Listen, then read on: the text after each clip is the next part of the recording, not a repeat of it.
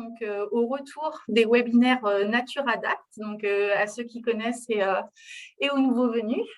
Donc les webinaires, en fait, ils sont organisés donc, dans le cadre du projet Life Nature Adapt. Et le projet Life Nature Adapt, c'est un projet européen qui vise en fait à faciliter l'adaptation des aires protégées, enfin la gestion des aires protégées face au changement climatique. Et au travers de ce projet, une méthodologie et une démarche ont été développées au travers de 2 phases. Une première phase d'expérimentation avec 6 sites pilotes, donc 6 réserves naturelles. Et ensuite, au travers d'une deuxième phase, donc la phase de test, avec 15 sites pour pouvoir tester la méthodologie et la mettre à l'épreuve du terrain. Et ces 15 sites, donc c'était 15 aires protégées avec des statuts, des contextes et des milieux différents. Et aujourd'hui, c'est Étienne Olotte, donc de Bruxelles Environnement, qui a participé donc, à la phase de test avec le site de la Forêt de Soignes. Et il est venu donc, pour nous partager le retour d'expérience, donc de la mise en œuvre de la démarche, de ses résultats et comment vous l'avez vécu.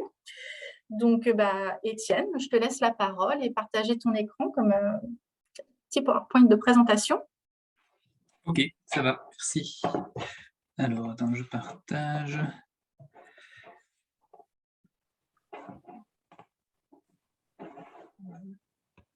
Voilà, tu me dis juste si tu le vois, vous le voyez? Ouais. Oui. Ouais, on voit ton écran. Mettre en... Je vais juste faire de l'autre côté. Voilà. Comme ça, c'est bon, hein? Ouais, on voit bien, parfait. Voilà, mais alors un grand bonjour à vous tous. Et donc, oui, voilà, je vais vous faire un peu le retour d'expérience du Life Nature Adapt sur le site de la Forêt de Soignes qu'on a mené. Alors, moi, je travaille à Bruxelles Environnement, c'est l'administration publique de l'environnement, c'est une grosse administration. Et j'ai travaillé sur ce test avec Frédéric Vaz, qui malheureusement n'est pas là aujourd'hui, sauf s'il nous rejoint en cours de route, mais je ne pense pas qu'il le pourra. Et c'était l'ingénieur forestier qui, lui, gère la Forêt de Soignes. Moi, je travaille à la division Espace Vert de Bruxelles Environnement, qui gère les sites Natura 2000, mais également tout ce qui est parcs régionaux bruxellois. Et donc, pour vous localiser et donner un peu quelques caractéristiques sans trop m'étendre, donc la photo que vous avez en haut à droite, pardon, c'est uniquement la partie bruxelloise. Et donc, je ne sais pas si vous savez voir ma souris. Laetitia, tu me dis qu'on la voit ou pas? Attends, ouais, on la voit. Ok, parce que la forêt de Soignes, ça c'est toute la région bruxelloise en fait que vous voyez sur la carte, et en fait la forêt de Soignes, elle est ici, hein, donc elle est vraiment dans le bas, donc au sud-est en fait de Bruxelles. C'est la partie la plus verte, la grosse tache verte qui est en dessous à droite. Et donc ça c'est la partie bruxelloise, puisque la forêt de Soignes c'est un gros massif de 4380 hectares à peu près, répartis sur les 3 régions que compte la Belgique, donc Bruxelles, la Flandre et la Wallonie, sans m'étendre sur la complexité géographique et découpage de la Belgique. Mais donc voilà, c'est un peu la typicité qu'on a de cette forêt qui est en fait partagée par 3 administrations gestionnaires. C'est une forêt publique, donc elle est gérée par les administrations. Il y a juste quelques pourcents qui sont sur des terrains privés, mais en gros, c'est une forêt entièrement publique. Et donc, en fait, pour avoir une homogénéité un peu dans la façon dont on gère cette forêt, on a signé un accord avec les 3 régions, ce qu'on a appelé un schéma de structure commun depuis 2008, ce qui permet d'harmoniser les pratiques en matière de gestion forestière pour ne pas avoir 3 façons différentes de gérer un même massif avec la même typologie d'essence qu'on y retrouve. Et ça concerne aussi bien les règles de communication, en matière d'affichage pour les chemins, mais également en matière de certification forestière et autres. Voilà, donc on essaie d'harmoniser au maximum la gestion. Et donc pour la partie bruxelloise, c'est ce que j'ai mis un peu en dessous du petit trait. On est concerné par donc 38%, ça fait on va dire 1700 hectares. C'est un site entièrement Natura 2000, donc il a été classé. Et la dominante en fait qu'on retrouve, c'est la photo qui est en bas à droite, c'est le hêtre en fait, et on est sur un habitat majoritaire qui est la hêtraie acidophile, l'habitat 91-20 pour ceux qui connaissent le jargon Natura 2000. cette hêtraie qui couvre encore actuellement 65% de couverture sur la partie bruxelloise, donc c'est une vraie dominante. C'est une forêt périurbaine, on est juste à côté de Bruxelles, en tout cas par la partie bruxelloise, avec 1 300 000 habitants à peu près, et en constante augmentation. Donc on parlera de tout ça parce que ça signifie qu'il y a une certaine pression, et elle est non seulement avec 3 niveaux de protection, on va dire, Natura 2000, elle est classée au patrimoine, il y a même 4 niveaux, on va dire, classée au patrimoine. Elle est en partie, pour quelques parties, classée UNESCO. Il y a 61 hectares qui sont classés UNESCO à Bruxelles, et elle intègre 5 réserves naturelles et 2 réserves forestières. Les réserves naturelles, c'est plutôt des milieux de type humide, donc les lacs eutrophes et zones plutôt mégaphorbiées, enfin zones humides alentour. Et les réserves forestières, c'est les réserves qui concernent plus précisément un autre habitat qui est l'habitat à la hêtraie à Jacinthe, donc au fameux Jacinthe des Bois, Jacinthe bleu, qui la distingue en fait de la hêtraie acidophile qui est la hêtraie à l'usule. Voilà, et c'est pour ça qu'on l'a classée aussi pour la protéger, parce qu'on a quelques lambeaux de hêtraie à Jacinthe. Voilà, donc j'ai bien parlé. Les photos en haut à droite, c'est la fameuse hêtraie. Donc c'est notre patrimoine majoritaire naturel qu'on a en forêt.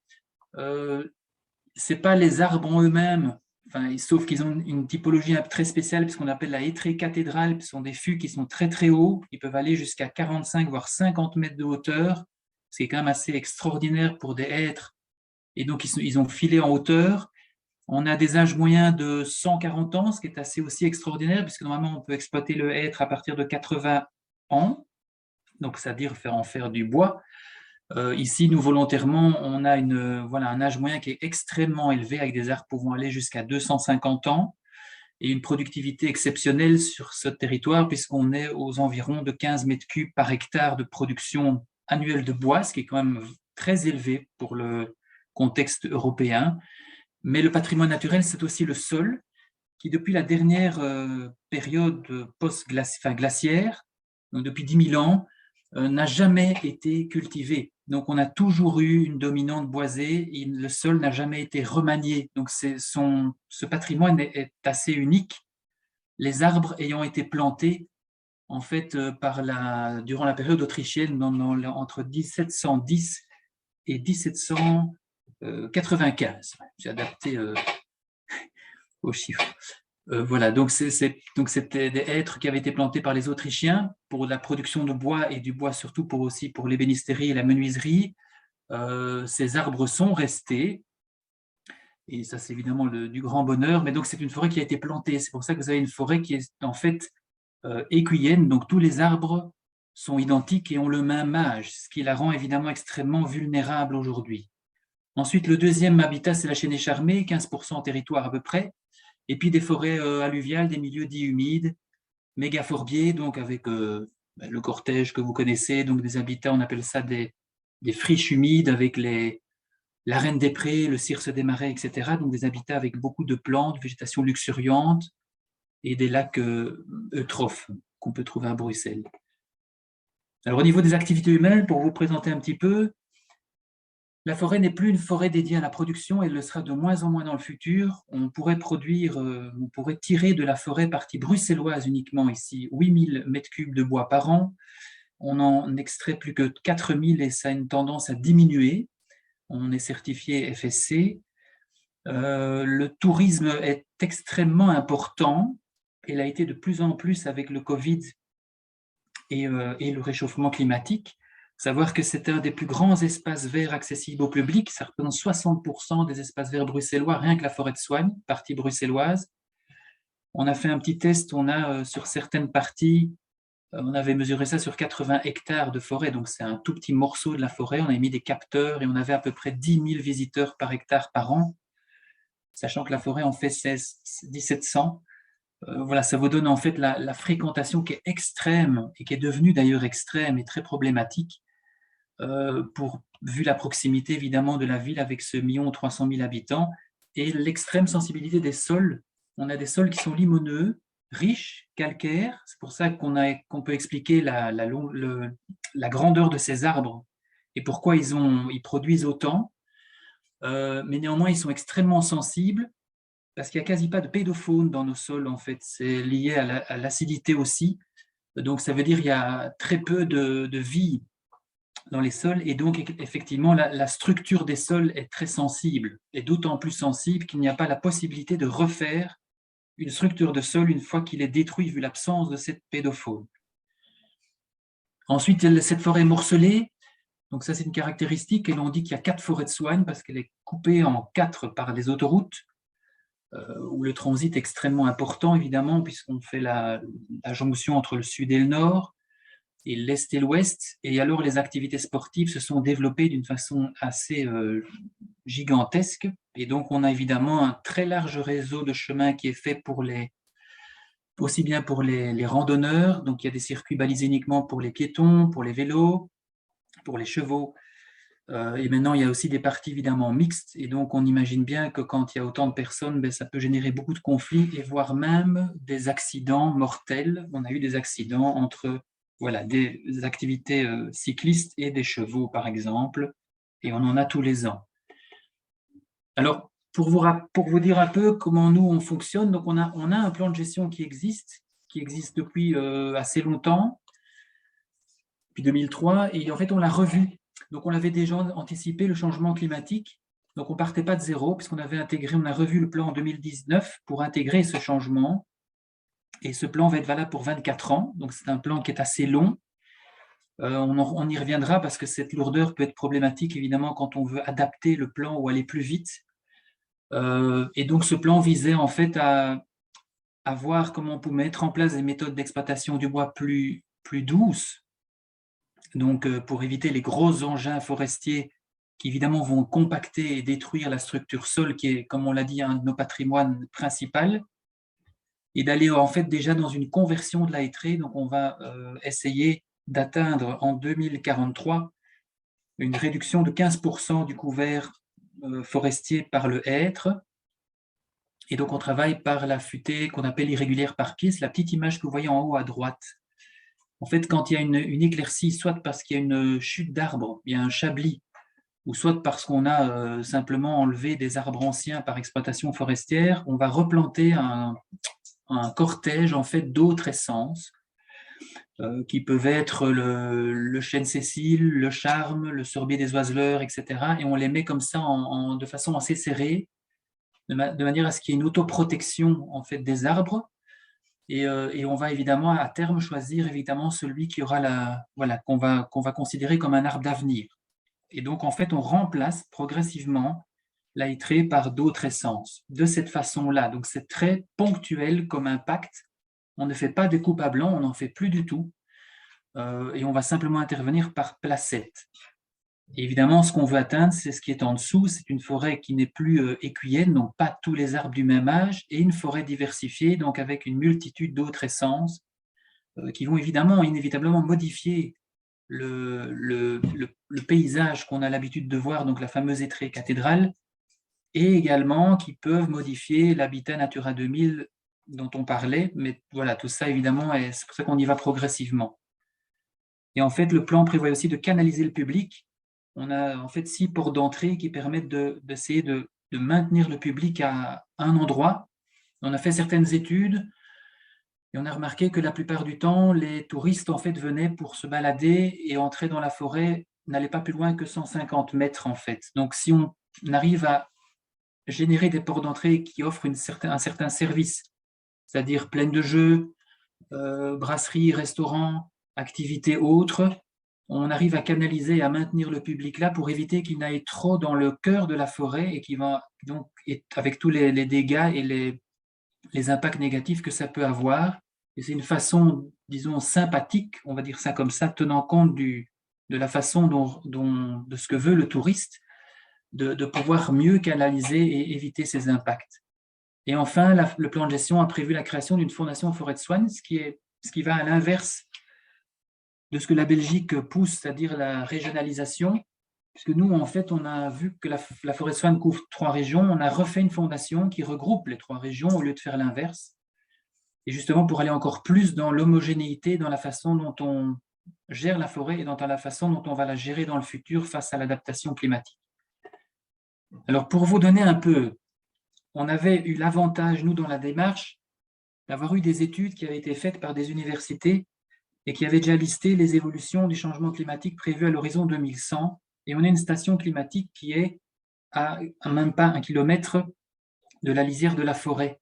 Donc, on a une station climatique très locale qui nous donne des données très actualisées et très pointues. Donc, on a eu un exercice assez facile, on va dire, par rapport à l'analyse du climat.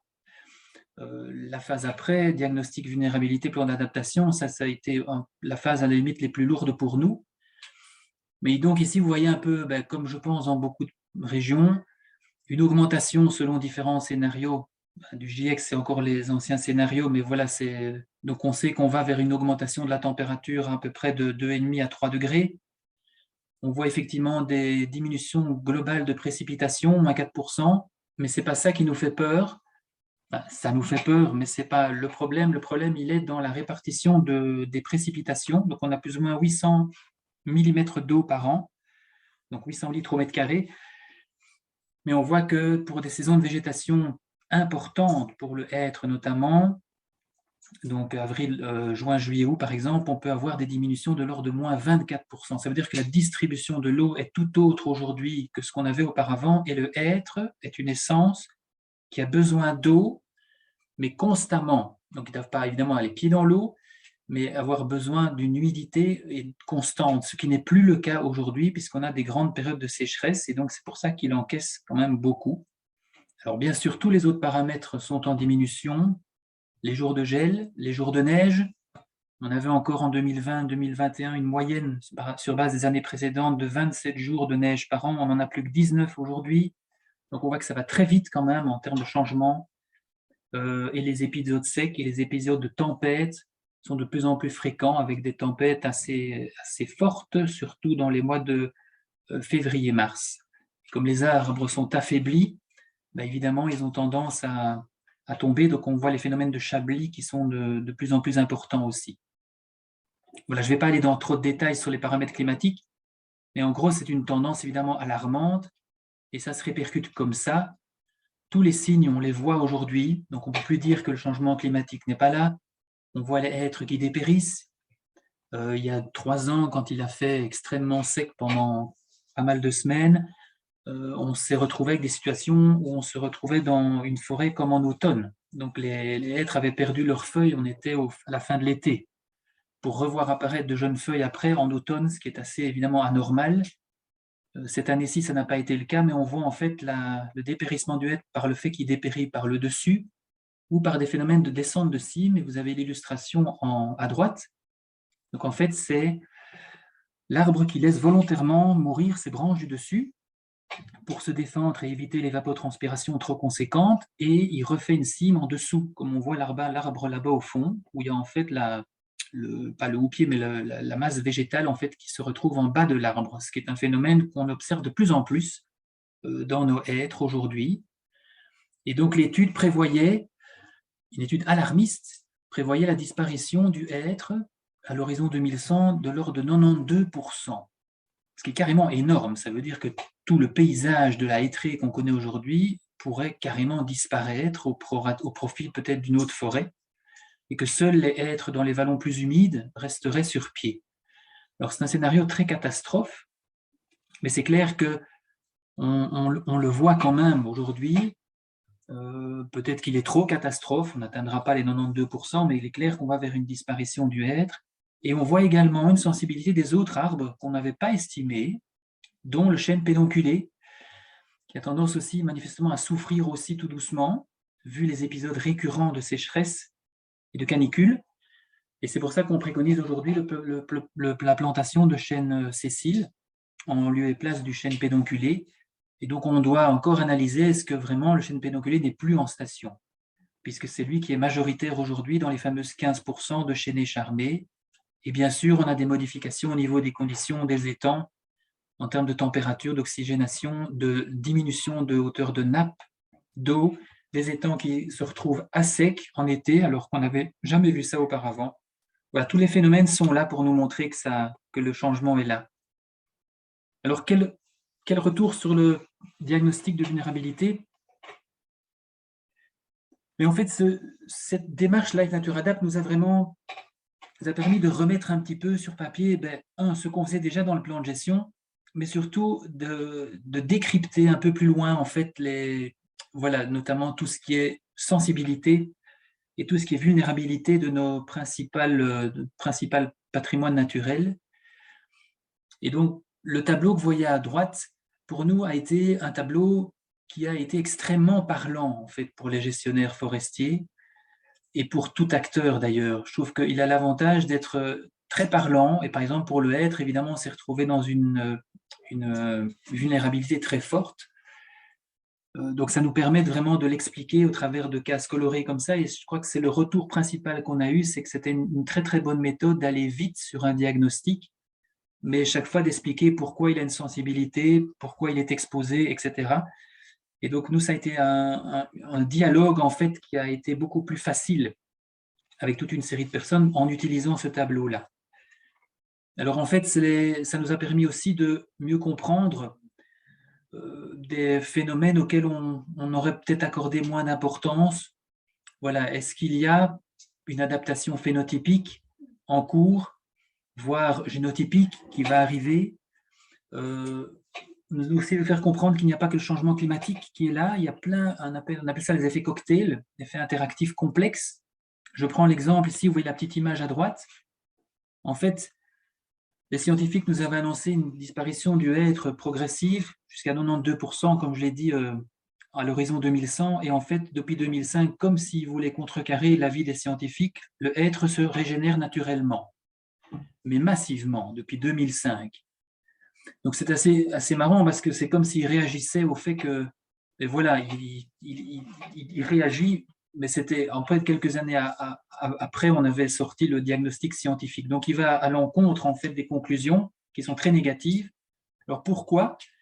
Est-ce que c'est lié au changement climatique, au fait qu'ils font des fenêtres de plus en plus abondantes? On ne sait pas encore, on va l'analyser. Et ce diagnostic nous a dit qu'il faut aller beaucoup plus vite dans cette analyse. Et aussi, l'effet, comme je mets effet interactif, c'est que par exemple, depuis longtemps, on a une politique, mais comme vous le savez, pour tout le monde, de réduire les pollutions atmosphériques le plus possible.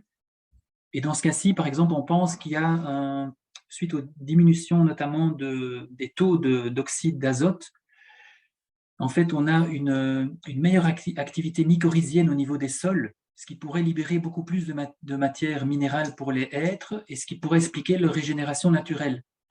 Autrement dit, ce n'est pas peut-être uniquement le fait qu'il se défend face au changement climatique, mais c'est peut-être le fait aussi qu'il est en même temps favorisé par une alimentation plus intéressante, liée à une activité mycorhizienne plus forte, liée au fait qu'on a diminué la pollution, essentiellement en voiture, depuis très longtemps par des politiques volontaristes. Et donc c'est tout cet effet cocktail qu'il faut comprendre, et ce diagnostic nous a dit qu'il faut vraiment qu'on aille beaucoup plus vite en fait, sur cette compréhension des mécanismes et cette interaction. Ensuite, les nouveaux arrivants, j'ai repris 3 gros éléments du diagnostic. Évidemment, il y en a beaucoup d'autres. C'était le fait qu'on ne s'en était pas beaucoup occupé. Alors, je dis biodiversité, écologie, plus ou moins. Pourquoi? Parce qu'en fait, il peut y avoir des effets positifs. On a vu l'arrivée de nouvelles espèces, de papillons qu'on n'avait jamais vus, qui semblent n'avoir pas d'impact, et même c'est favorable, puisqu'on a effectivement un nombre d'espèces qui augmente.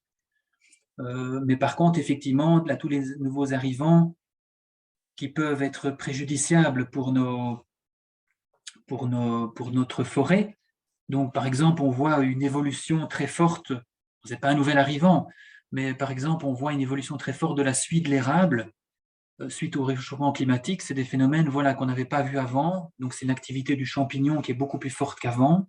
Est-ce qu'il était bien présent, pas bien présent? On doit l'étudier.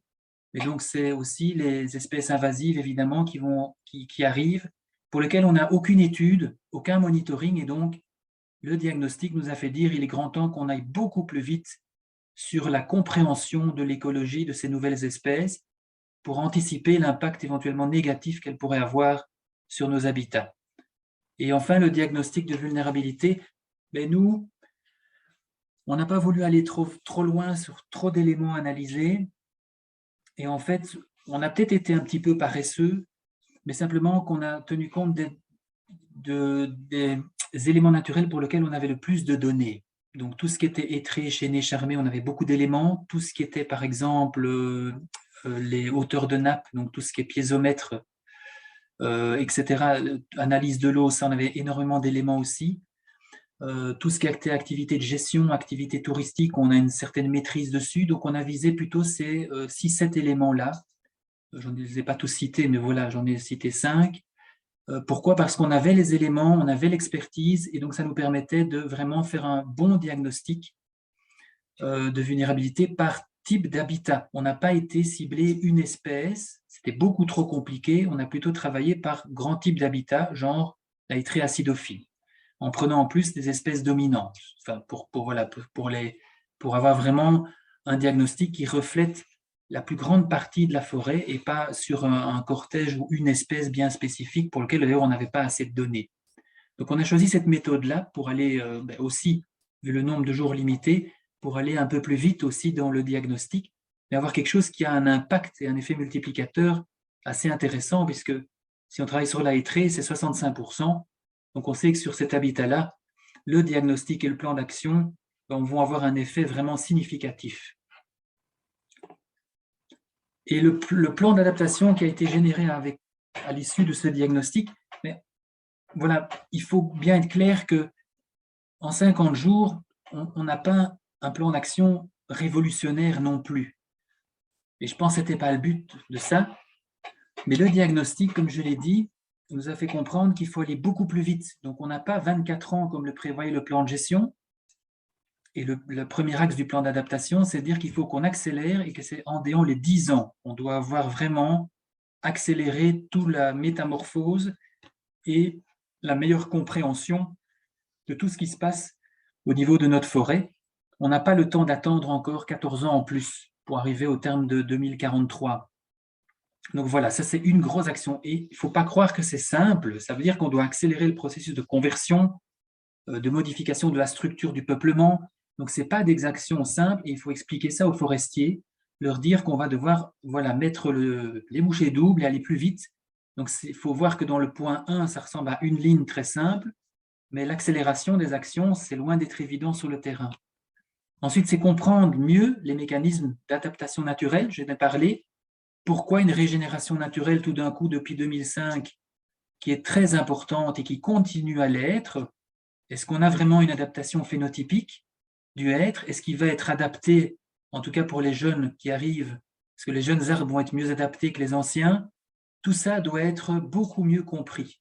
Et on n'y est pas encore, donc on a lancé toute une série de monitoring par rapport à ça, qui sont en cours, pour mieux comprendre notamment les études de sol sur l'activité mycorhizienne. On a lancé maintenant une étude, on n'a pas attendu, on veut comprendre ce qui se passe, et donc on a lancé cette étude de sol là tout de suite, on vient d'engager les budgets pour le faire.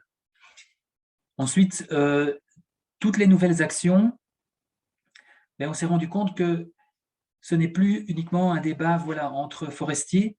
On doit vraiment pouvoir communiquer avec tous les utilisateurs de la forêt, et donc on doit mieux utiliser la Fondation Forêt de Soigne, qui est en fait l'organe qui est là maintenant pour rassembler tous les utilisateurs. Donc ce n'est pas que les forestiers, c'est aussi tous ceux qui font de la randonnée, les associations de cyclistes, etc. Donc tous les utilisateurs sont dans cette fondation et ont leur mot à dire. Et donc on doit partager et beaucoup plus dialoguer par rapport à ce qu'on va faire.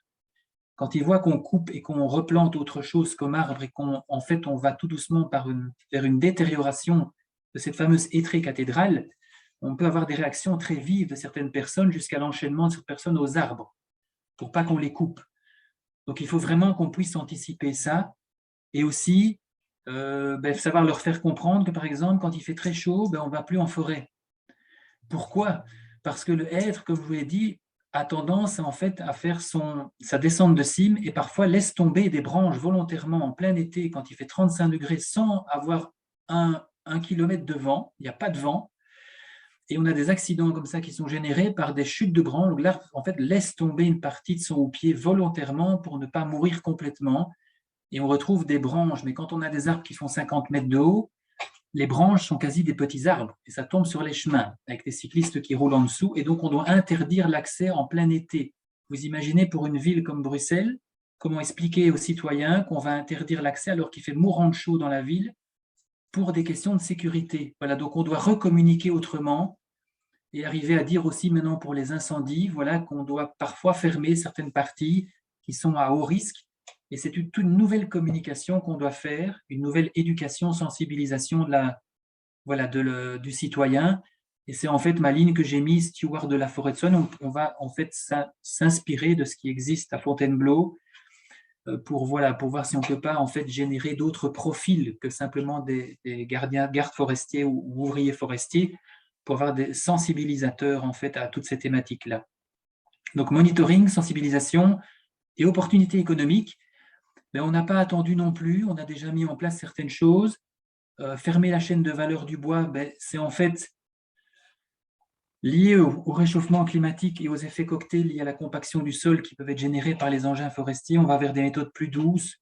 Alors, ça peut être la traction chevaline, etc. Et donc, c'est des méthodes qui sont moins économiquement rentables. Donc, ça veut dire que si on veut générer de la valeur ajoutée, il faut fermer les boucles.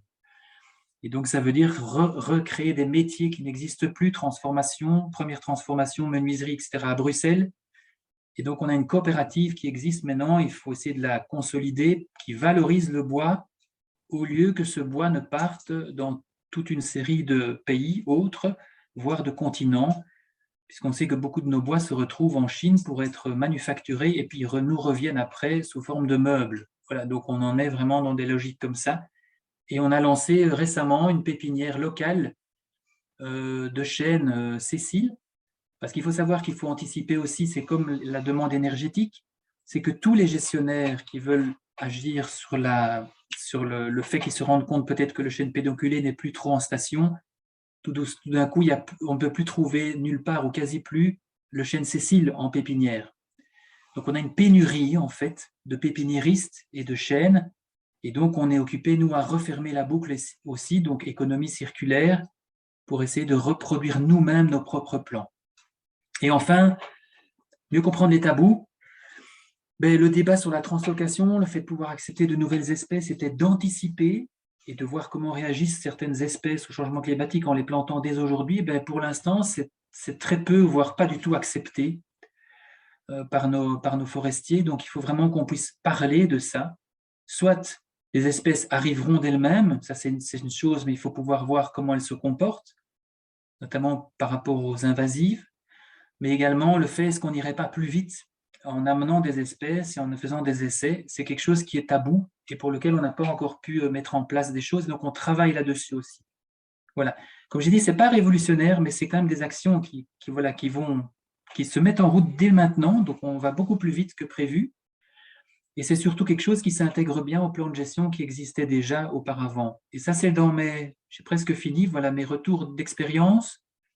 C'est ne pas vouloir aller trop loin dans les éléments étudiés, surtout dans notre cas où on avait 50 jours, voilà, de cibler des éléments qui sont bien représentatifs de la zone protégée qui est concernée et qui vont vraiment avoir un réel impact, plutôt d'essayer de tout viser, c'est-à-dire la moindre espèce, etc. C'est clair qu'on aurait pu travailler sur d'autres espèces. On a des espèces d'insectes comme le lucane cerf-volant, prioritaire au niveau Europe, pour lequel on aurait pu mieux comprendre ce qui se passait, ou la salamandre tachetée qui a tendance à disparaître. On n'a plus qu'une station en forêt de soigne où elle est présente. On a plutôt voulu viser des écosystèmes type humide, liés à l'eau, plutôt que de viser une espèce. Et alors, viser les quick wins, c'est l'exemple de dire travaillons sur ce qu'on peut mettre en route rapidement et qui ne coûte pas trop cher, ni humainement, ni budgétairement. L'exemple des pépinières en est un. Voilà, c'était quelque chose qu'on pouvait mettre en place rapidement parce qu'on travaille déjà avec des pépiniéristes. D'autres exemples plus conséquents, il y avait dans le plan d'action des diguettes qu'on voulait mettre en forêt de soigne, donc pour garder l'eau sur les parcelles. C'est des investissements qui sont très lourds, on ne va pas les préconiser aujourd'hui, on va les mettre en place, mais sur le plus long terme.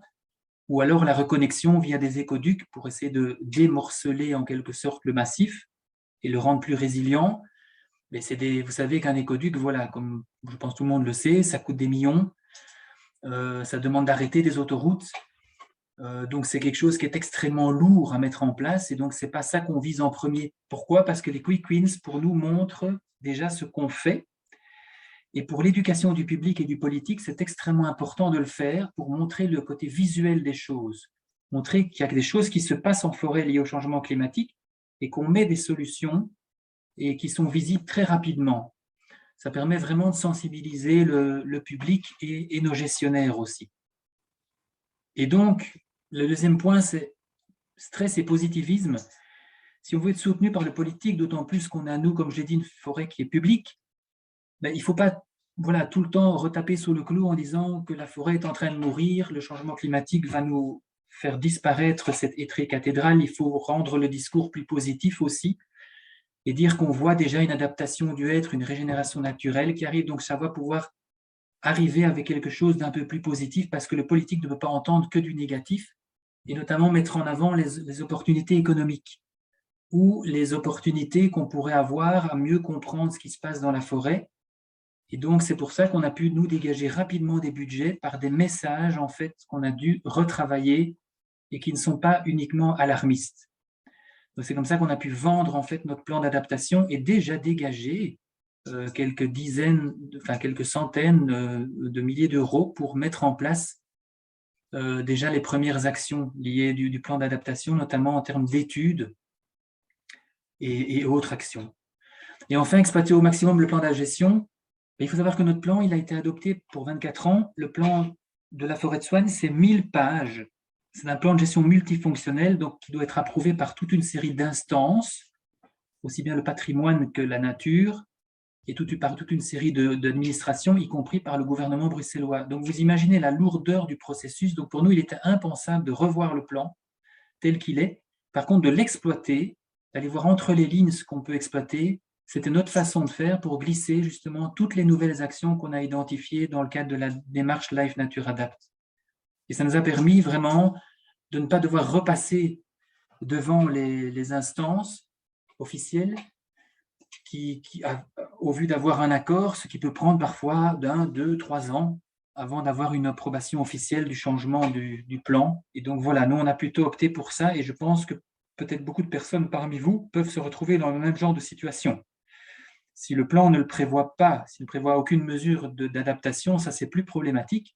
Mais nous, on a exploité vraiment l'entre-ligne et tout ce qu'on pouvait exploiter dans le plan existant. Et enfin, savoir que on est dans une approche multifonctionnelle avec beaucoup d'interactions. Donc, ce n'est plus un débat de naturaliste ou de forestier. Aujourd'hui, on doit vraiment tenir compte de tous les utilisateurs de la forêt. Les fameux services écosystémiques délivrés par une forêt en termes de bien-être pour l'habitant, on doit pleinement les prendre en compte. On ne les a pas pris suffisamment en compte dans le passé. Tout ça, c'est des choses aussi qui nous ont éveillés en fait, dans le plan d'adaptation et on va encore faire beaucoup, c'est-à-dire dialoguer avec les associations et avec tous les acteurs, parce qu'on n'a pas pu le faire suffisamment dans le cadre de la démarche ici, vu qu'on était en plein Covid et qu'on ne voulait pas faire en fait toutes les concertations avec les utilisateurs de la forêt uniquement par vidéoconférence. C'était pour nous impensable. Il y a un contact humain nécessaire, surtout pour des gens qui fréquentent cette forêt. Et enfin, les attentes politiques sont énormes, avec parfois une mécompréhension entre climat et biodiversité. Donc, on nous a souvent demandé, il faut optimiser les puits de carbone. Donc, faites en sorte de pouvoir gérer votre forêt autrement pour pouvoir capter le plus possible le carbone, le CO2. Et donc, on a même entendu des propos comme quoi il fallait peut-être qu'on pense à supprimer les plus vieux arbres pour pouvoir replanter les jeunes, replanter de façon plus dense pour capter encore plus, ce qui va complètement à l'encontre des objectifs Natura 2000 où on nous demande de dédensifier. Donc voilà, c'est des enjeux comme ça, parfois, ou des mécompréhensions, ou parfois des enjeux climatiques ont tendance à prendre le dessus sur des réalités de gestion et nature. Donc il faut être extrêmement prudent par rapport à ça, et surtout à nouveau bien dialoguer et ne pas dissocier en tout cas les deux. Voilà, j'en ai fini ici. Je ne sais pas combien de temps j'ai pris. Ça va?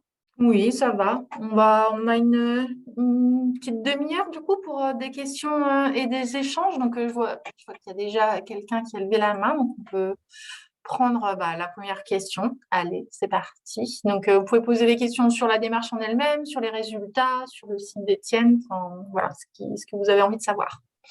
Oui, Du coup, c'est bonjour. Philippe, c'est ça? Oui, est-ce que vous m'entendez? Oui. Oui. Ah, très bien. Bon, Philippe Bouchez, je suis propriétaire forestier dans la Somme et j'anime un groupe de travail adaptation des forêts au changement climatique. Alors, il y aurait beaucoup de points, merci pour votre exposé très intéressant. Il y aurait beaucoup de points techniques sur lesquels je pourrais vous apporter des éléments de réponse. Mais je dirais que le premier, c'est le constat pour l'avenir, à la fois amplitude du changement climatique et réponse des écosystèmes. Vous avez indiqué alors vous avez indiqué deux choses. D'abord que vous êtes sur des terrains très fertiles qui sont des limoneux, j'imagine, jusqu'à très grande profondeur, mais vous observez déjà des dépérissements. Alors là, c'est pas c'est pas une question d'être alarmiste ou non, mais vous êtes basé sur des scénarios qui sont pas les pires vu du GIEC. Je voudrais simplement attirer votre attention sur des éléments de connaissance récents qui sont, alors là, très alarmistes pour la France et je pense aussi pour la Belgique. En des études scientifiques en 2017, on parlait du fait que les régions polaires se réchauffent 3 fois plus vite que les zones équatoriales, de l'affaiblissement et des ondulations du jet stream avec la possibilité d'avoir en particulier pour les sécheresses, des anticyclones qui restent stationnaires longtemps. En juillet 2022, un nouvel article scientifique a évoqué le fait que le jet stream, donc courant qui passe dans la troposphère à 10 000 mètres d'altitude, se dédoublait, et avec une branche qui passe au nord de l'Écosse et une branche qui passe au sud de Gibraltar, et que ceci a pour conséquence de renforcer les sécheresses longues et les sécheresses caniculaires sur l'Europe occidentale. Avait été identifié par cette étude scientifique 2003, 2018, 2019, 2020 comme année de sécheresse qui était causée par ce dédoublement du jet stream et a été rajouté récemment 2022. Vous avez bien cité la conséquence des sécheresses caniculaires, à la fois par une augmentation de l'évapotranspiration et le fait que la réserve utile du sol va diminuer, voire devenir nulle, ce qui produit toutes les embolies, enfin la cavitation, les embolies, tout ça qui caractérise vos descentes de cime et puis qui peut conduire à la mort des arbres. Et très récemment, c'est paru en octobre de cette année, une étude dont le scientifique, dont l'auteur principal est un météorologue français, Aurélien Ribes, nous a alerté sur le fait que les observations, en tout cas pour la France, des températures observées étaient dans la limite haute, voire dépassées, voire étaient à la limite haute des prévisions climatiques. Voilà, donc tout ça pour dire que personnellement, moi je suis très inquiet quant à l'avenir du climat futur et les conséquences pour nos forêts d'Europe occidentale et je ne suis pas très loin de chez vous pour la proximité géographique. On constate déjà en France que, par exemple, alors ce ne sont pas les mêmes sols, hein, c'est dans les plateaux, la région forestière, les plateaux des calcaires du nord-est, on constate des dépérissements massifs des hêtres. En forêt de Tronchet, ça y est, le hêtre a déjà disparu. En Allemagne, d'ailleurs en Allemagne, si j'avais regardé l'endroit qui était cité, à la même latitude et plus à l'est, bien sûr, la région de Pologne, vous avez aussi des dépérissements massifs de hêtres. Et pour ça, donc, au sein du groupe de travail et de la commission technique de l'Union régionale des syndicats de Hauts-de-France, pour nous, une solution consiste, mais vous en avez parlé en partie, mais c'est l'enrichissement en placeaux de migration assistée. Alors, c'est surtout du chêne ou du hêtre. Et pour avoir des très gros bois, donc il y a un espacement entre les placeaux, bien sûr, Et tout ça pour obtenir à terme un effet de fondation. C'est-à-dire que le jour où les écosystèmes locaux s'effondrent, eh bien, on peut espérer que les arbres fondateurs ayant atteint la maturité sexuelle, on ait une régénération qui soit capable de subvenir soit par la production propre, soit par l'hybridation avec les essences locales. Voilà, donc ça c'est un… Ok. Vous pouvez répéter la question, s'il vous plaît? Alors, la question, c'est pour moi, vous faites de l'enrichissement. Alors maintenant, sur le plan technique, vous faites de l'enrichissement avec des essences diverses. Je ne suis pas… vous avez parlé de sorbier des oiseleurs. Ce n'est pas un arbre qui va résister au changement climatique. Pour le Cécile, oui, alors ça, enfin, si je peux vous donner des éléments de réponse sur chêne pédonculé et chêne Cécile. Je peux vous parler aussi des érables. Ma réponse est, vous avez dit qu'à 2043, vous aurez passé 15% de votre surface en fuité régulière. Je pense que donc ça veut dire que le reste restera de la fuité régulière, comme vous avez dit, la Hétrée cathédrale. Je pense, ma question serait, n'avez-vous pas peur, compte tenu des éléments que je dis sur le climat futur, que vous risquez de vous retrouver dans l'effondrement un jour, pas tout de suite, mais en 2080 par exemple.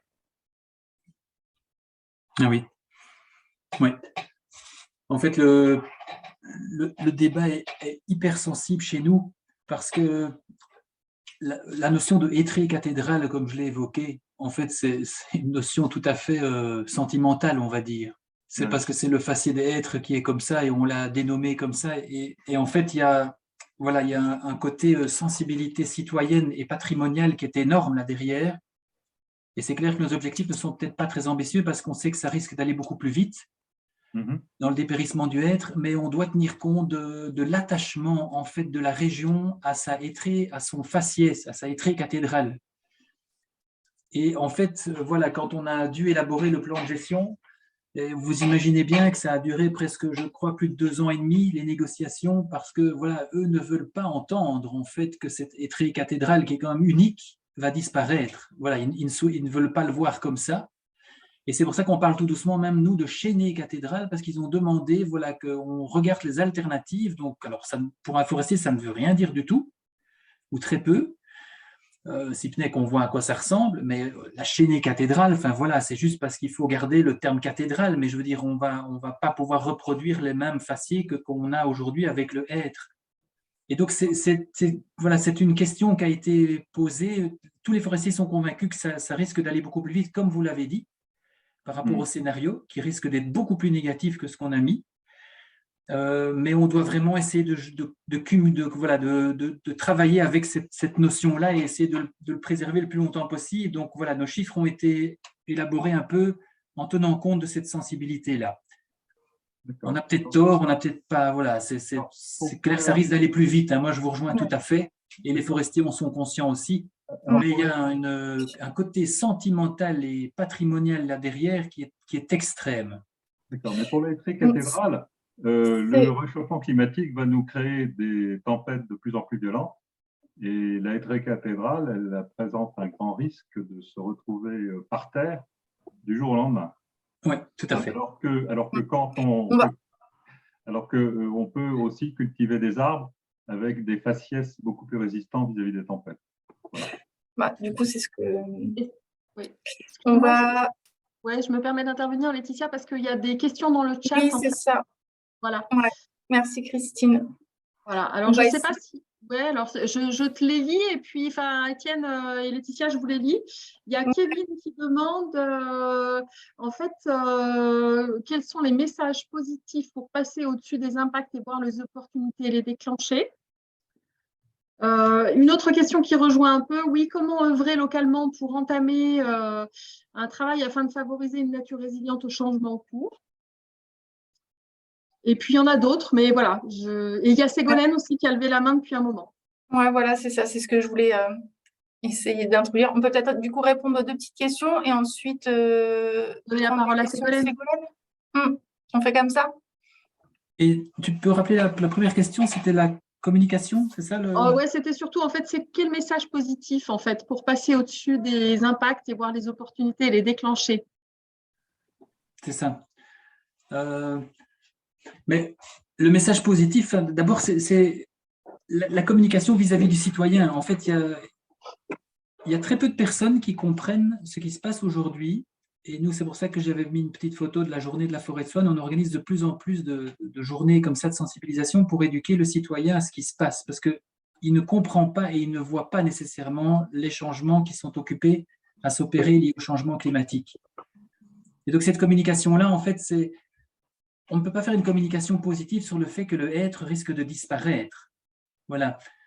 Mais ce qu'on peut faire comme communication, c'est d'essayer de voir toutes les opportunités. Voilà, moi je parlais de cette communication autour de est-ce qu'il y aura une adaptation phénotypique, la régénération naturelle, est-ce qu'on y croit, on n'y croit pas, mieux l'étudier pour comprendre, pour voir qu'il y aura peut-être quand même une nouvelle histoire qui va se créer autour du être, bien que voilà, on peut être très pessimiste par rapport à ça.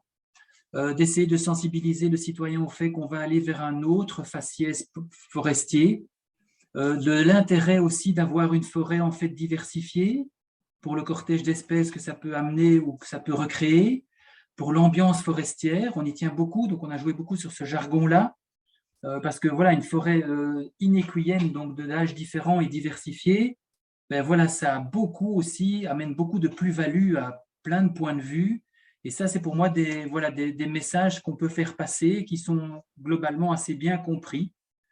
Et d'autant plus par rapport au fait quand on leur montre qu'on a effectivement des impacts directs liés au changement climatique. Et alors pour le politique, ben c'est plus de partir vers des notions de... On a parlé de quick wins, nous on a beaucoup joué sur cette communication-là parce que ça permettait de générer rapidement, de libérer rapidement des budgets ou des actions, des moyens. Et ça c'est quelque chose qu'ils peuvent entendre, c'est une façon de communiquer, de dire voilà, il y a beaucoup de choses à faire et des choses qui sont très coûteuses, mais on va commencer par des choses les moins coûteuses possibles et les plus visibles pour sensibiliser la classe politique, les forestiers et le citoyen. Pour moi, c'est une façon aussi de communiquer positivement par rapport à ça. Et alors, les opportunités économiques. Alors, c'est difficile de dire qu'on va faire de l'économique sur un désastre lié au changement climatique, mais voilà, néanmoins, on l'a relevé dans le plan d'adaptation, il y a des nouvelles opportunités, des nouveaux profils, donc les profils forestiers. Chez nous, les forestiers sont dépités parce qu'ils voient leur forêt qui part et on leur demande en fait de devenir plutôt sensibilisateurs que réellement forestiers puisqu'ils vont de moins en moins exploiter du bois. Voilà. En fait, c'est des nouveaux profils qui vont être créés avec une nouvelle plus-value pour eux aussi. Et donc, c'est des communications comme ça qui chez nous sont très bien passées, aussi bien vis-à-vis de nos forestiers qu'au niveau du politique ou du citoyen. Je ne sais pas si je réponds tout à fait à la question, mais voilà, je pense que on a tourné vraiment tout ça comme ça, de la façon dont on pouvait le mieux communiquer. Merci Étienne. Du coup, on peut prendre la question de Ségolène, si tu veux. Ouais. Et tu peux me la rappeler pour le... Non, du coup, c'est en direct. Ouais. Ah, mais il y avait deux questions, il me semble. Il n'y avait pas que la communication avant aussi? Il n'y avait pas une deuxième? Dans le chat, je pense que tu as à peu près répondu parce que c'était comment œuvrer localement pour entamer rapidement un travail afin de favoriser des milieux résilients en fait. C'est ça. OK. Donc, je pense que tu as couvert les deux. Hein. Oui, je pense que c'est pas... Oui. Vas-y, Ségolène. Ok, merci. Alors moi, sachant donc je suis de la LPO Bourgogne-Franche-Comté, sachant que la forêt c'est pas particulièrement mon milieu de prédilection, mais je me penche sur le sujet de plus en plus. Je suis très intriguée par ce dont vous avez parlé, puis vous en avez reparlé dans votre réponse là sur la régénération des hêtres depuis 2005. Et du coup, ça veut dire que vous avez des hêtres qui ont entre 10-15 ans peut-être. Est-ce que cela résiste? Qu'est-ce qui se passe pour cette régénération? Est-ce qu'elle est viable? Et puis, j'ai une deuxième question. Est-ce que dans votre forêt, vous avez des zones en libre évolution? Et si oui, ben, quels enseignements vous en avez par rapport à cette problématique? Et est-ce que foutre la paix à la forêt, à un moment donné, c'est ce qu'il y a de mieux? Voilà. Oui. Alors pour les jeunes êtres, ben, effectivement, on observe cette régénération et les jeunes êtres sont toujours bien là. Donc voilà, pour l'instant, enfin, ceux qu'on suit ben, ne subissent pas, ne semblent pas subir l'effet, mais il faut savoir qu'ils sont en dessous des houpiers des autres. Hein. Donc voilà, il y a une espèce de protection en fait liée à l'ambiance forestière qui est là. Donc voilà, je ne sais pas si on peut déjà, après quelques années comme ça, mesurer l'impact sur ces jeunes sujets. Néanmoins, on a des faits bisannuels extrêmement importants depuis 2005, donc ils produisent beaucoup de fruits. Et on a une régénération qu'on n'avait jamais vue avant, puisque en fait, entre 1997 et 2003, il n'y avait plus aucune régénération naturelle du hêtre. Donc c'est très, très bizarre d'essayer de comprendre pourquoi pendant autant d'années, rien du tout. Donc le couvert, le sous-sol forestier n'avait aucun rejet de hêtre. Et puis tout d'un coup, depuis 2005, on voit une explosion des fenêtres de la régénération naturelle. Donc c'est un phénomène qu'on doit étudier et comprendre. Et pour l'instant, les jeunes sujets ont l'air de bien se comporter. On voit effectivement une régénération assez importante et un faciès forestier qui change, hein, puisqu'alors on a toute une zone plutôt arbustive. Il faut savoir que l'électrie cathédrale, vous avez vu les photos, c'est pas très intéressant en termes de strates herbacées et strates arbustives. Vous avez bien vu, il n'y a quasi rien. Donc c'est assez vide. Et donc c'est ça qu'avec Natura 2000, on doit essayer de dédensifier en fait les forêts de hêtres actuelles. Pourquoi? Parce qu'on veut recréer, justement, redévelopper la strate herbacée et la strate arbustive. C'est d'ailleurs dans les plans de gestion de Natura 2000. Voilà, donc pour l'instant, les jeunes hêtres la composent en partie et on verra un peu comment ça va se passer. Alors, la question de la libre évolution, en fait, les zones UNESCO sont en libre évolution. Donc, nos 61 hectares, on n'a pas de retour, à savoir est-ce que la zone UNESCO est plus résiliente que des zones gérées en gestion comme on le fait inéquuyenne par pied. Est-ce que notre gestion inéquuyenne par pied est vraiment la meilleure? On n'en sait rien du tout. Donc, c'est des questions où je n'ai pas expliqué tout le monitoring qu'on voudrait faire, mais le projet LIFE NaturaDAP nous a permis de nous mettre d'ailleurs en réseau avec d'autres acteurs forestiers pour essayer peut-être mieux étudier et comprendre quelles sont les meilleures méthodes de gestion pour rendre la forêt résiliente ou la plus résiliente possible, pour qu'elle se maintienne le plus longtemps possible. Et là, avec Frédéric, on n'a pas encore de réponse. Mais voilà, on s'est mis en connexion avec des forestiers allemands, avec des forestiers français, voilà, notamment des Vosges, via le LIFE. Et donc ça, c'est très intéressant parce qu'on voudrait vraiment travailler sur ces questions-là. Est-ce qu'on doit élargir nos 61 hectares en libre évolution ou est-ce qu'on peut continuer en certification FSC, en gestion inéquuyenne par pied? Voilà, c'est toutes des questions pour lesquelles je n'ai pas de réponse. Je ne sais pas vous dire si l'un est mieux que l'autre. Ce que je peux vous dire, c'est que, par exemple, les gestions UNESCO nous demandent de densifier les zones tampons, donc pour les bordures des sites UNESCO, c'est-à-dire essayer justement de garder un couvert forestier, une ambiance forestière très dense, ce qui va parfois à l'encontre de la gestion Natura 2000 où on nous demande de dédensifier. Donc les statuts, les modes de gestion préconisés par les directives UNESCO, enfin les obligations UNESCO, parfois ne sont pas tout à fait compatibles avec les directives plan de gestion Natura 2000, par exemple. Voilà, donc on a des petites divergences où on doit travailler dessus, mais voilà, c'est en cours. Ça ne répond pas à vos questions, mais je n'ai pas les réponses, en fait. Non, voilà. merci. C'est ça l'enjeu ça va tellement vite que voilà, on doit aller beaucoup plus vite, ça je l'ai dit, mais comment? Quel mode de gestion?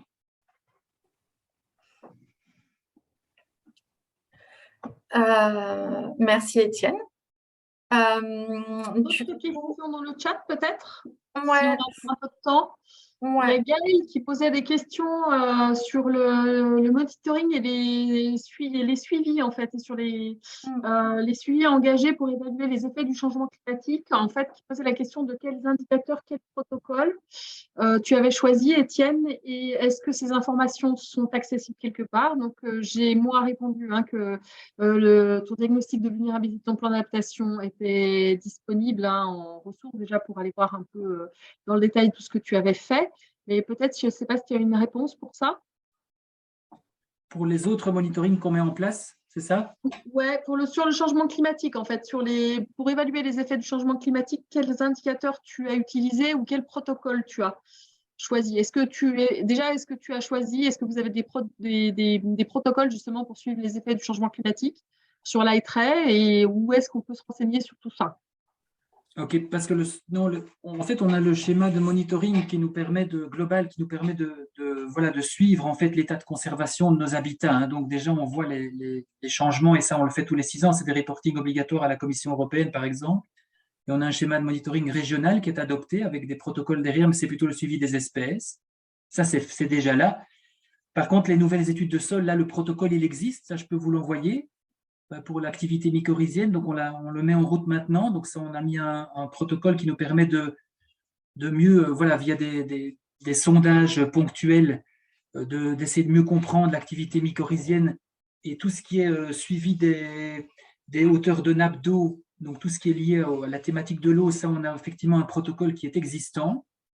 Par contre, ce qu'on voudrait mettre en place, c'est mieux suivre en fait l'impact du changement climatique en termes de disparition du hêtre, le phénomène des descentes de cimes, donc de pouvoir avoir un meilleur inventaire en fait de l'ampleur du phénomène.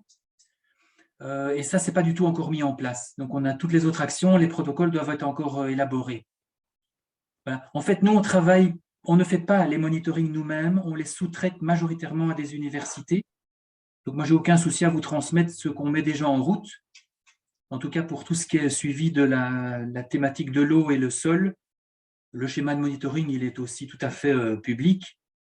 Pour le reste, ça va venir par la suite. Comment est-ce qu'on partage ça? Peut-être via la plateforme NatureAdapt? Ce sera plus simple, peut-être, oui. Ouais. Je pense que ce sera pas mal.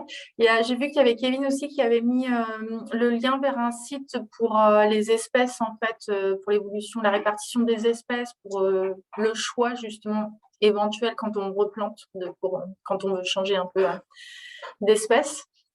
Est-ce que tu as le temps, Étienne, pour une dernière question, s'il y en a une? Et puis après, il arrive 15 heures, donc je pense qu'on libérera tout le monde. Oui, non, bien sûr. Mais juste peut-être dire avant la dernière question, par rapport à la question du monitoring, moi je suis très intéressé parce que par exemple, on voudrait comprendre aussi la comparaison des modes de gestion forestière. S'il y a des personnes qui étudient ça de façon rapprochée, nous, ça nous intéresse énormément. Savoir libre évolution, gestion FSC inéquilienne, quid, autre gestion. Tout ça nous intéresse beaucoup et nous, on n'a pas les protocoles. Donc, c'est dans les deux sens, ça peut être très intéressant. Oui, du coup, si d'autres personnes ont des protocoles à partager, de ne pas hésiter, donc que ce soit des protocoles entre différentes espèces, si les secteurs sont en fonction des modes de gestion des secteurs, pour les suivis. Okay. Donc, si vous avez des choses à partager, n'hésitez pas. Donc, par où il faut peut-être qu'on donne un endroit, peut-être par mail, directement avec toi. J'ai vu que tu avais mis ton mail sur ta diapo de fin, Étienne, peut-être le redonner. Ah oui, mais tu sais tu le transmets toi alors après ou Est-ce que tu veux le réafficher en partageant comme ça tout le monde ou je peux peut-être le mettre. Est-ce que tu veux que je le mette dans le chat vite fait? Si quelqu'un veut échanger avec toi par rapport au protocole? Oui, c'était plus simple comme ça, on se voit, sinon il est là, mais. Hop. Il manque pas un point FR par contre? Sinon, pour compléter un peu, il y a, alors Luc, j'ai vu qu'il y avait une question de Luc qui était, je ne sais pas si on a encore un peu de temps pour prolonger la question de Ségolène, c'était est-ce que le plan de gestion prévoit sa propre évolution avant les termes des 24 ans? Très bonne question. De savoir s'il y aura Est-ce que vous allez suivre régulièrement, faire évoluer votre plan d'adaptation avant le terme des 24 ans? Est-ce qu'il y aura en fait des suivis, évaluations, monitoring? Et avant de te laisser la parole peut-être pour répondre, Étienne, préciser que si on regardera un petit peu Laetitia, je parle sous ton contrôle, mais on regardera le chat et si jamais il y a des questions, on pourra essayer d'y répondre avec Étienne après, en fait. On garde tout ça et puis on essaye d'apporter des réponses aussi après le webinaire. Oui, c'est ce que j'allais dire après. On va enregistrer le chat et si on voit qu'il y a 2-3 questions qui n'ont pas eu de réponse, on les mettra, on fera, parce que du coup, on va mettre en ligne le PDF de la présentation d'Étienne, vu qu'il veut bien, et puis l'enregistrement aussi du webinaire. Donc, je pense qu'on essaiera de remettre quelques points, quelques éléments de synthèse sur les questions, notamment les liens que tu as donnés. J'ai vu, Christine, pour le diagnostic de vulnérabilité, le plan d'adaptation de la forêt de Soignes. Tout à fait. Oui.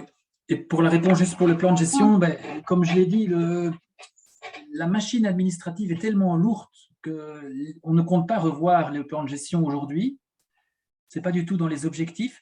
Mais le gros avantage qu'on a, et j'imagine que ce n'est pas le cas pour tout le monde, c'est que nous, il avait déjà prévu toute une partie liée à l'adaptation au changement climatique et qu'on exploite simplement les lignes de ce plan de gestion. Et que tout le plan d'adaptation qui est écrit et que vous pourrez lire, en fait, on peut parfaitement l'intégrer dans le plan de gestion aujourd'hui. Donc, c'est simplement une déclinaison en fait, des grands chapitres et des grandes lignes qui sont déjà repris dans le plan de gestion valable pour 24 ans. Parce que pour nous, vu qu'il faut 2 ans pour l'approbation via les comités économiques, social, environnement, parlement, première lecture, deuxième lecture, approbation gouvernement, enfin, vous imaginez toute la machinerie qu'il y a derrière, qu'on va surtout éviter de devoir le réécrire. Et c'est ça l'intérêt, c'est qu'on avait bien regardé avec Frédéric, de s'assurer que tout ce qu'on a mis, en fait, est parfaitement en adéquation avec les grandes lignes du plan. Mais bon, voilà, c'est certainement pas le cas pour tout le monde. Mais voilà, nous, 1000 pages et 2 ans et demi de discussion et d'approbation, c'est une mission qu'on ne refera pas, pas demain en tout cas. On imagine. Voilà, je ne sais pas s'il y avait d'autres. J'ai répondu à la question, hein, je pense. Oui. Oui, je pense.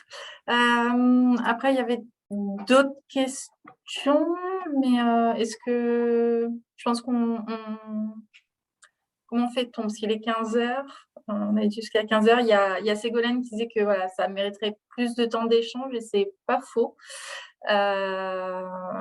Aujourd'hui, c'est vrai qu'on est un petit peu plus timé.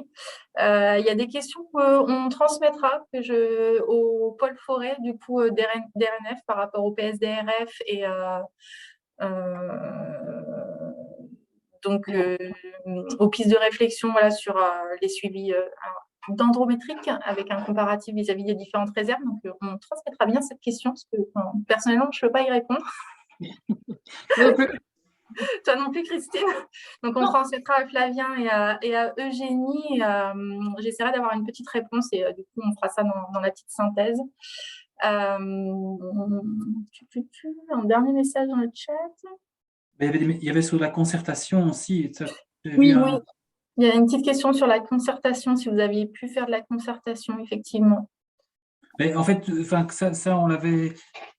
J'avais un peu expliqué lié au contexte Covid dans lequel on était. On a dû malheureusement un peu faire... on a fait une concertation, on va dire, à nouveau, on a opté pour un scénario un peu plus facile, c'est-à-dire une concertation d'abord avec des experts. Donc, on a fait concerter tous les experts en interne et externe en matière d'eau, biodiversité, climat, experts forestiers, etc. Parce que pour nous, c'était beaucoup plus facile de le faire comme ça, vu qu'on avait directement les contacts et les composantes en interne. Il faut savoir que l'administration à Bruxelles pour l'environnement, c'est 1300 personnes, donc il y a déjà de quoi se concerter. Et après, on comptait utiliser la fondation pour avoir le rayonnement vers les autres associations, les citoyens et tous les autres acteurs. Donc, on s'est quand même concerté un tout petit peu maintenant avec l'urbanisme, patrimoine évidemment, puisque c'est un plan de gestion multifonctionnel donc qui intègre aussi bien la composante nature, mais aussi patrimoine. Et donc, on doit se concerter avec une autre administration qui est l'administration de l'urbanisme. Donc, voilà, ça c'est fait. Mais c'est clair qu'on a encore tout un pan citoyen et utilisateur de la forêt pour lequel on doit communiquer. Alors, la journée de la forêt de Soignes a été une première porte. Elle s'est passée en octobre et on a communiqué dessus. Donc, on a fait des balades en forêt pour expliquer le changement climatique, restituer un petit peu les premiers résultats du diagnostic de vulnérabilité et pourquoi on va plus vite dans le plan d'adaptation. Donc, c'est déjà une première action. Mais on n'a pas encore programmé de réunion officielle et de débat avec les représentants de la Fondation Forêt de Soignes. Et là, c'est ce qui va arriver maintenant. Je viens de penser à quelque chose pour pas qu'il y ait trop de frustration sur les questions, parce que du coup, on va devoir malheureusement, même si c'est très intéressant, qu'il y a plein de questions, clôturer le webinaire. Je vous propose, on a donc un groupe sur la plateforme NatureAdapt, un groupe pour les webinaires, et on avait ouvert une discussion pour présenter le webinaire d'Étienne, mettre le lien de connexion. C'est que si vous avez d'autres questions qui peuvent même vous venir voilà, d'ici la fin de la semaine, de les mettre dedans, et puis comme ça, quand on fera quelques éléments de réponse, on pourra essayer de voir pour vous apporter avec Étienne des réponses complémentaires. Est-ce que ça vous paraît bien? Est-ce que ça pourrait convenir à tout le monde? Parce que je vois qu'il y avait encore une petite question sur le volet social, s'il y avait eu des choses en lien avec le paysage. Donc, je pense que voilà, c'est un sujet qui soulève quand même pas mal de questions. Je pense qu'on pourrait y passer beaucoup de temps. Mais malheureusement, on ne va pas avoir le temps aujourd'hui. Donc, ouais, je pense que ça a l'air de convenir. Pas d'objection, en tout cas. Très bien. Donc voilà, merci beaucoup en tout cas à tout le monde pour votre participation. Merci beaucoup Étienne pour ta présentation qui était très claire, qu'on mettra en ligne et on mettra aussi l'enregistrement du webinaire en ligne. Et puis, il y a un prochain webinaire à nouveau sur un autre retour d'expérience, donc le 15 décembre de 14h à 15h. Donc, ça sera à nouveau en Zoom. Donc, il y aura un questionnaire, un petit formulaire d'inscription comme pour ce webinaire qui sera mis en ligne via les newsletters NatureAdapt, RNF et puis sur la plateforme. Donc, n'hésitez pas à vous inscrire si ça vous intéresse. Et ça sera avec Léa Merkling de la petite Camargue alsacienne, qui était un des sites pilotes du projet. Donc voilà, est-ce que tu veux ajouter un dernier mot, Étienne? Et puis on va pouvoir se dire au revoir. Voilà, c'était un plaisir de partager tout ça. Voilà, c'est très bien et j'espère que ce sera dans les deux sens. Voilà, j'ai bien noté les commentaires et les nombreuses études manifestement qui existent de M. Boucher. Voilà, donc si on peut échanger par la suite, voilà, s'échanger par mail et surtout échanger sur les monitorings, ce que vous faites comme expérience si vous êtes dans des milieux similaires, moi ça m'intéresse évidemment énormément. Voilà, c'est ça le but aussi. De partager, d'échanger. Je crois que le rendez-vous est pris, ouais. Ouais, rendez-vous sont pris. Bien, c'est un plan. Donc, encore une fois, merci à tous. Et puis, à bientôt, peut-être au prochain webinaire. Donc. À bientôt. Merci. À bientôt. Bonne fin de journée à tout le monde. À bientôt.